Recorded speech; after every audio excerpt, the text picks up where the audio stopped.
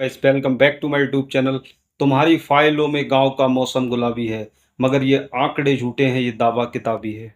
अभी कुछ दिनों से आपने देखा होगा कि सरकार के थ्रू जो भी सरकारी स्कूल हैं, लगभग 500 से ज़्यादा सरकारी स्कूल हैं।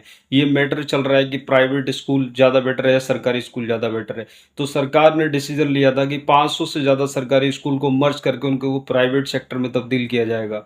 लेकिन उससे होना क्या है? लेकिन उसमें दो फैक्ट बताए गए थे। अगर आपका बच्चा सरकारी स्कूल में जाता है तो आपको 500 रुपये सरकार को पे करना पड़ेंगे, 500 रुपये पर बच्चा पर मंथ। और वहीं आपका बच्चा अगर प्राइवेट स्कूल में जाता है तो सरकार आपको 1100 रुपये देगी। लेकिन इसी बीच राजस्थान के झालावाड़ से एक ऐसी खबर आई है जिसने स्टेट ही नहीं, जिले ही नहीं, बल्कि पूरे देश को हिला कर रख दिया। राजस्थान के झालावाड़ में बजी सरकारी स्कूल में मौत की घंटी। 25 जुलाई 2025 सुबह का वक्त था जब बच्चे अपने अपने घर से तैयार होकर स्कूल पहुंचते हैं। और जब स्कूल पहुंचने के बाद वहां पर हल्की हल्की बारिश हो रही थी, तो जो वहां का स्टाफ था, जो वहां की फैकल्टी थी, स्कूल की जो टीचर्स थे, उन्होंने बच्चों को बजाय बाहर प्रेयर कराने को, उन्होंने सोचा कि बच्चे भीग जाएंगे, इनकी किताबें भीग जाएंगी, यूनिफॉर्म भीग जाएगी, इससे बेहतर है कि इनको अंदर इनकी प्रेयर इनको करवाई जाए। स्कूल में कक्षा 6, कक्षा 7 और कक्षा 8 तीनों क्लास के बच्चों को एक जगह इकट्ठा करके उनसे प्रेयर करने के दौरान ऊपर से लेंटर से कुछ मलबा गिरा,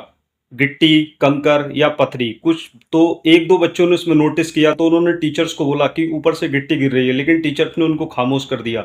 बस कुछ ही पल हुए थे, देखते ही देखते स्कूल की छत भरभरा कर नीचे गिर गई और उसमें जितने भी बच्चे अंदर थे, एक दो बच्चे बाहर निकले, बाकी उसमें सारे के सारे बच्चे दब गए। वो सुबह भी एक सुबह थी जब बच्चों को आनंद फानन में नजदीक के हॉस्पिटल ले जाया गया, तो वहां पर डॉक्टर्स ने लगभग 6 से 7 बच्चों की मौत डिक्लेयर कर दी और लगभग 29 बच्चे उसमें घायल पाए गए।